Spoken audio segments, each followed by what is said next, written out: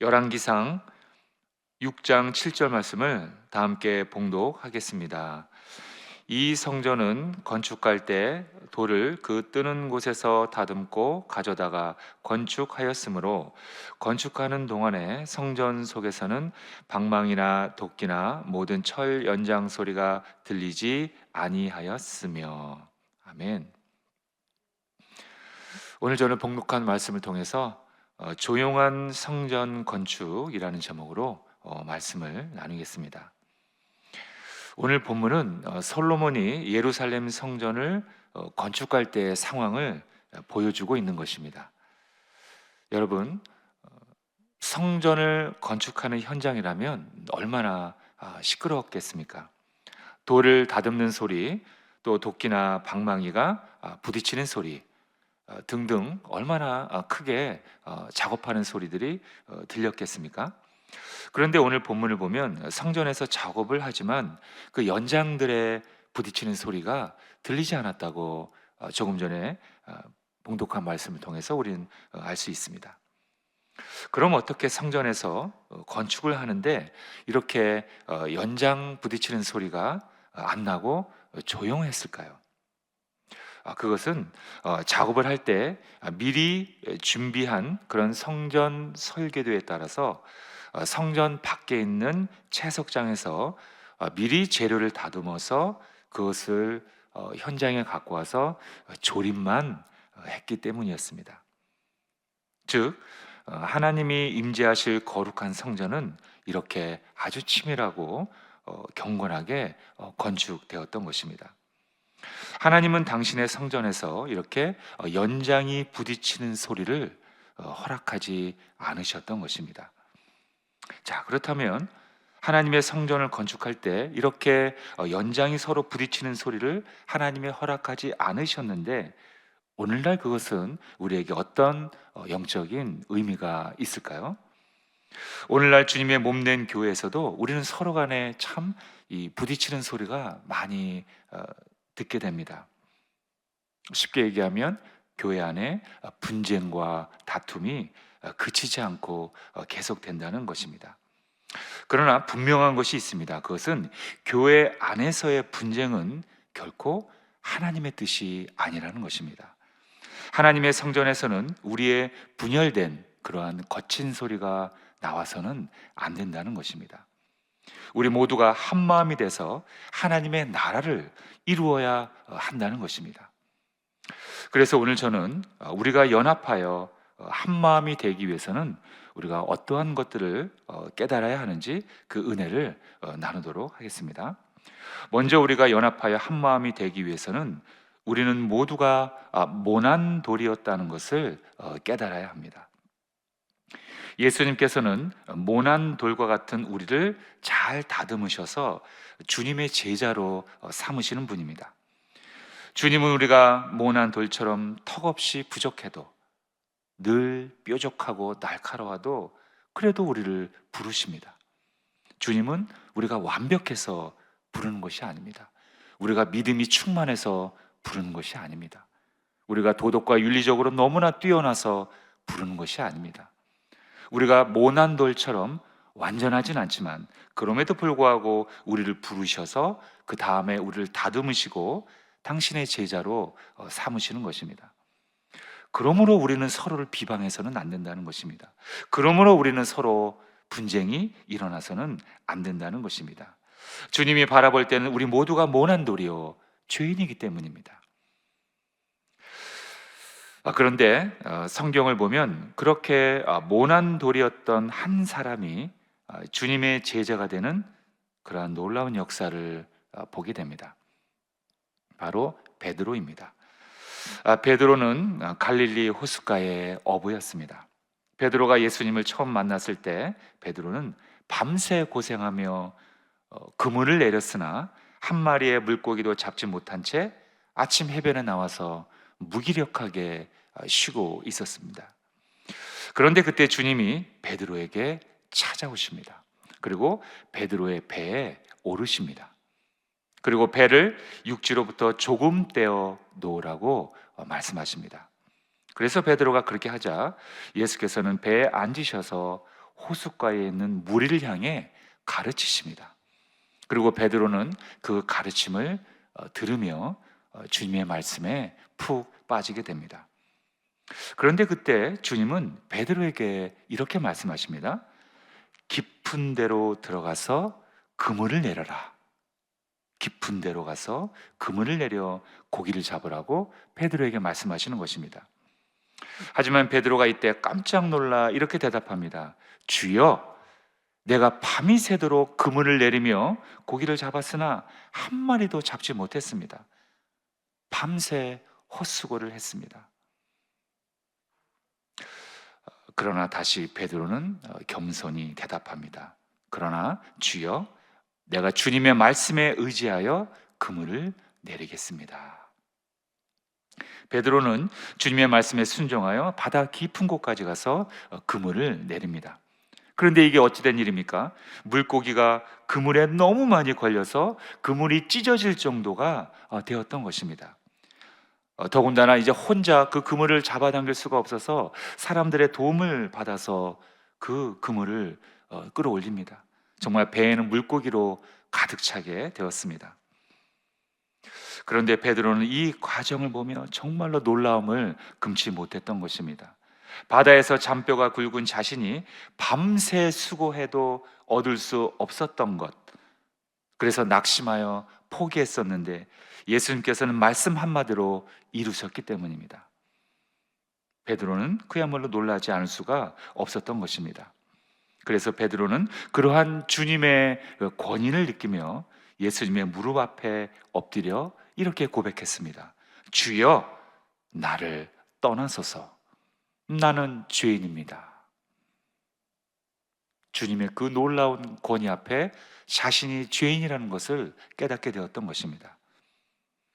그러나 주님은 이러한 베드로에게 무엇이라 말씀하십니까? 아주 중요한 말씀이죠. 무서워 말라.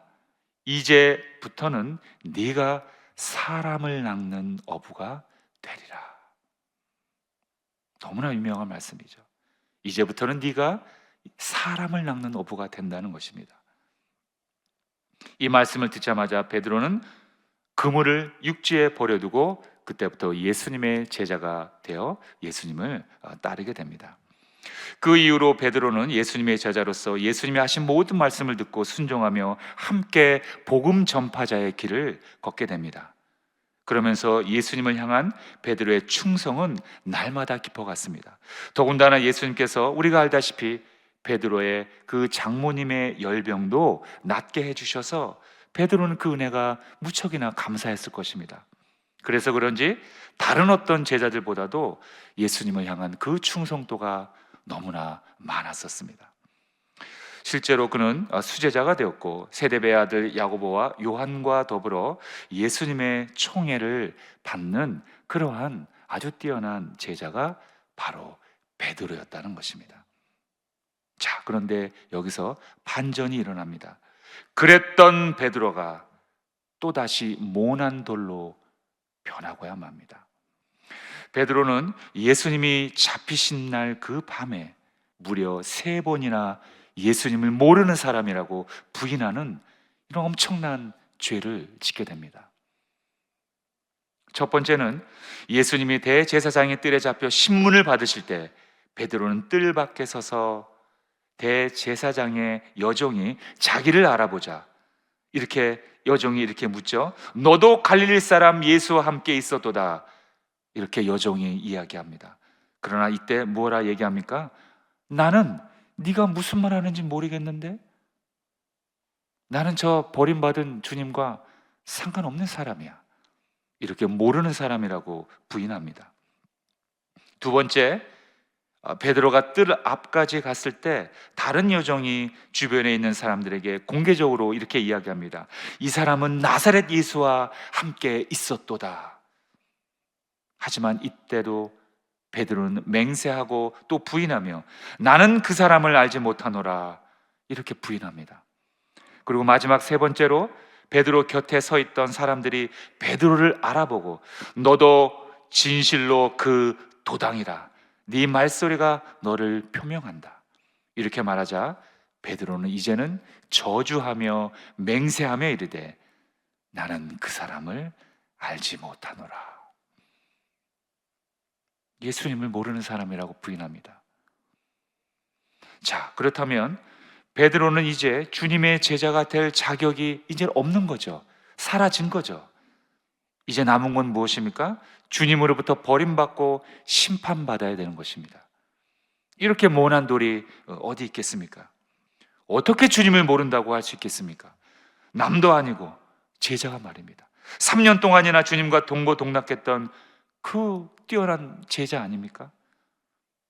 이제 베드로에게 남은 건 주님의 심판뿐입니다. 자, 이윽고 주님께서는 십자가에서 죽으셨지만 3일 만에 부활하시고, 그리고 부활하신 후에 드디어 베드로를 찾아가십니다. 그럼 이제 베드로의 운명은 끝이 났습니까? 심판받았습니까? 아니죠. 우리가 알다시피 주님은 베드로를 심판하기 위해서 베드로를 찾아가신 게 아니었습니다. 만약 저와 여러분들이라면 그 배신의 대가를 어쩌면 혹독하게 주었을지도 모릅니다. 그러나 주님은 베드로에게 그렇게 하지 않으셨어요. 그 모난 돌을 다시 다듬으십니다. 그리고 새롭게 하십니다. 그렇지 않아도 베드로는 죄책감에 시달렸을 거예요. 하지만 주님은 그러한 시리에 빠져있는 베드로를 찾아가 책망하지 않으시고, 야단치지 않으시고, 분노하지 않으시고 용서해 주십니다. 그리고 그뿐만 아니라 다시 희망과 용기를 불어넣어 주시고, 그리고 마지막에 사명을 주십니다. 여러분, 이러한 분이 바로 우리의 목자 되시는 바로 예수 그리스도이십니다. 주님은 모난 돌과 같은 우리를 연단하시고 다듬으셔서 다시 당신의 제자로 부르시는 분, 그분이 바로 예수님이라는 거예요. 절대로 우리를 포기하지 않으시고 우리를 끝까지 책임지시는 분입니다. 그러므로 우리는 서로가 분쟁할 일이 없다는 것입니다. 서로가 다툴 일이 교회 안에서 없다는 것입니다.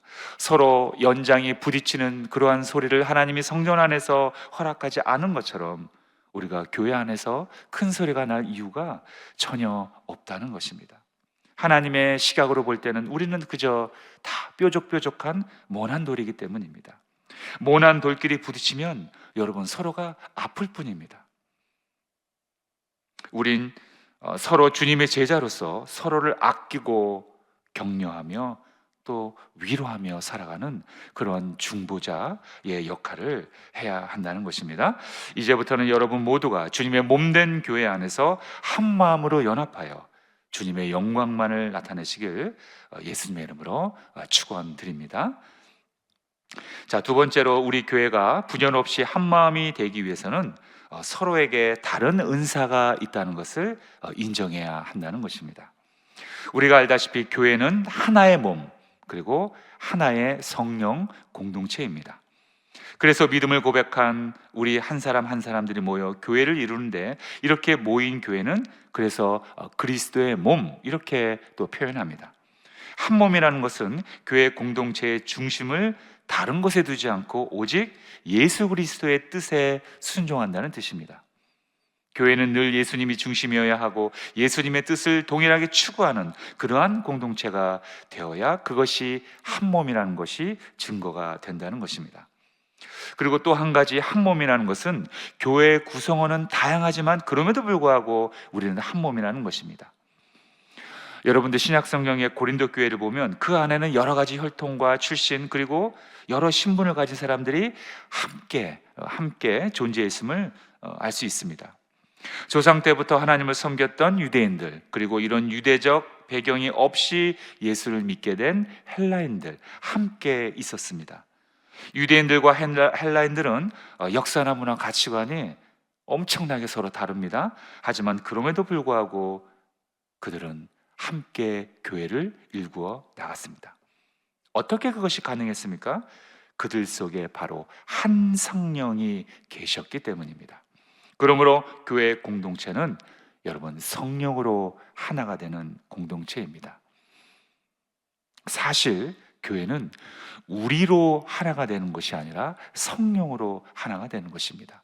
우리는 모이면 분쟁합니다. 서로 뾰족하기 때문입니다. 그렇기 때문에 우리가 하나가 될 수 있는 그 근거는 우리가 아니라 우리 안에 있는 성령입니다. 그래서 교회는 부자, 가난한 자, 배운 자, 못 배운 자, 건강한 자, 아픈 자, 남녀노소, 빈부귀천, 지위고하를 막론하고 모두가 한 마음이 충분히 여러분 될 수가 있습니다. 그 근거가 우리가 아니라 우리의 그 얄팍한 윤리와 도덕 때문이 아니라 바로 한 성령이기 때문입니다. 자, 그와 함께 또 하나 중요한 것이 있습니다. 우리가 이렇게 하나됨과 아울러 또한 중요한 것은 그 각 지체 한 사람 한 사람의 중요성을 생각해야 한다는 것입니다. 우리가 보통 너무 지나치게 그 하나됨을 강조하다 보면 그 속에 각각 들어있는 그 한 사람 한 사람의 소중함을 혹시 잃어버릴 수도 있다는 것입니다. 즉, 각 한 사람 한 사람의 그 은사를 우리가 잊어버릴 수도 있다는 것입니다. 무시할 수도 있다는 것입니다. 공동의 목표, 공동의 비전 너무나 중요합니다. 그 공동체의 뚜렷한 그 하나의 비전은 굉장히 중요한 것입니다. 그러나 그것만을 너무 지나치게 강조하다 보면 그 속에 속해 있는 그 한 사람의 아픔이나 어려움을 자칫 우리가 잊어버릴 수가 있다는 것입니다. 그것은 잘못된 것입니다. 우리 몸에 쓸데없는 지체는 하나도 없습니다. 팔, 다리, 눈, 코, 입, 이 모든 각각의 신체의 이 기관들, 지체들이 모여서 하나의 몸을 이룹니다. 그러므로 각 지체들은 중요한 것이 하나도, 중요하지 않은 것이 하나도 없다는 것입니다.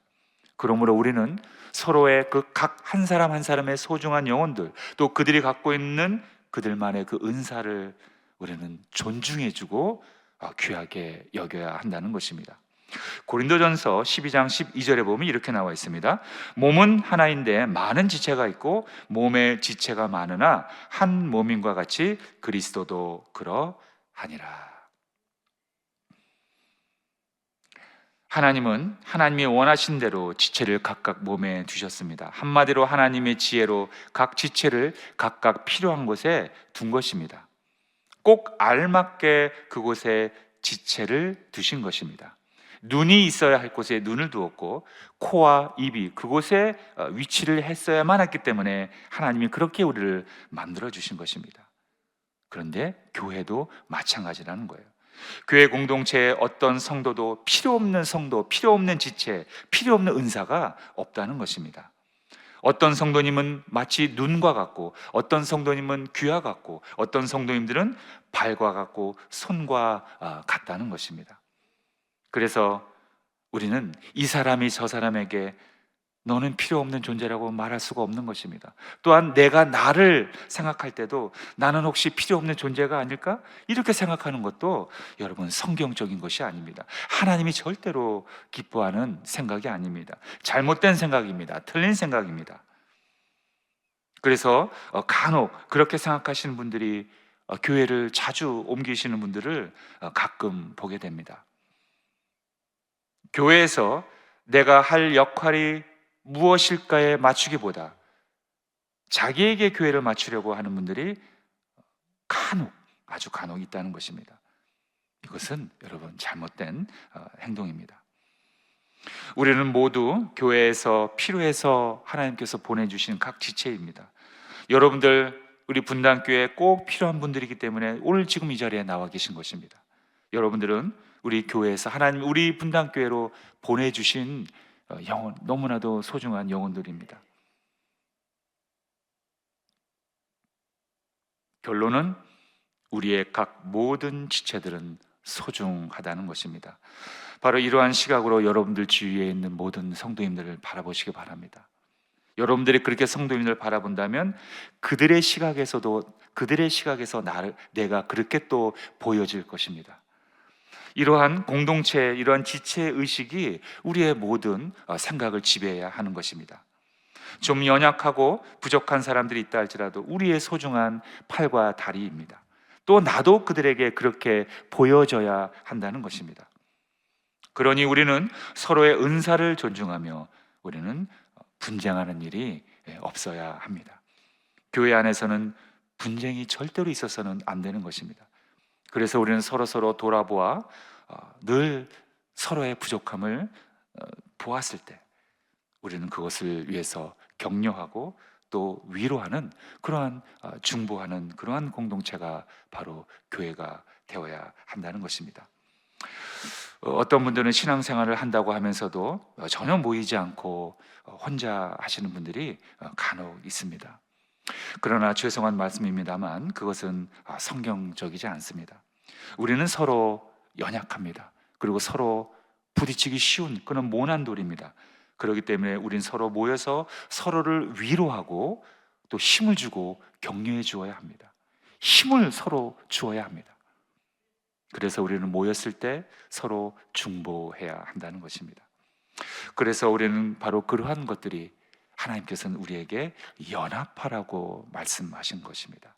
그래야 예수 그리스도의 향기를 드러내고 저 세상 가운데 저 하나님을 등진 저 세상 가운데 예수의 향기를 그럴 때 드러낼 수가 있기 때문입니다.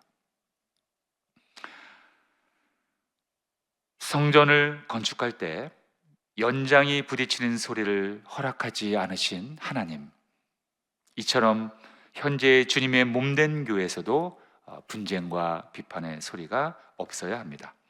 그러므로 우리는 모두가 성령으로 하나가 되어 하나님이 기뻐하는 연합을 이루어 하나님이 기뻐하는, 하나님이 귀하게 여기는 그러한 우리 분당교회 모든 성도님들 되시길 예수님의 이름으로 축원드립니다. 네, 기도하겠습니다.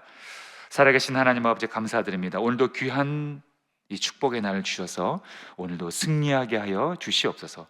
오늘도 각종 또 예물을 아버지 앞에 올려드립니다. 하나님, 이 귀한 예물 가운데 축복하여 주시고 우리의 일터와 직장과 사업장 가운데 하나님의 기업이 될 수 있도록 하나님 역사하여 주시옵소서. 성전을 건축할 때 연장이 부딪히는 소리를 허락하지 않았던 하나님, 우리 교회 안에서도 서로 부딪히는 소리가 나지 않도록 우리가 성령으로 충만하여 연합하는 그러한 아름다운 우리의 모든 하나님의 권속들이 되게 하여 주시옵소서. 우리의 가정이 믿음으로 하나가 되기 원합니다. 우리의 교회가 성령의 충만함으로 하나가 되기 원합니다. 우리의 모든 일터와 직장이 하나님의 임재하심으로 하나가 되기 원합니다. 내 안에 예수님의 충만, 말씀의 충만, 성령님으로 충만하여 내 안에서 예수의 향기가 드러나 많은 사람들에게 흘리는, 그리하여 복음을 통하여 많은 불쌍한 영혼들을 주께로 다시 돌이키게 하는 그러한 승리하는 하루가 되게 하여 주시옵소서. 예수님의 이름으로 기도드리옵나이다. 아멘.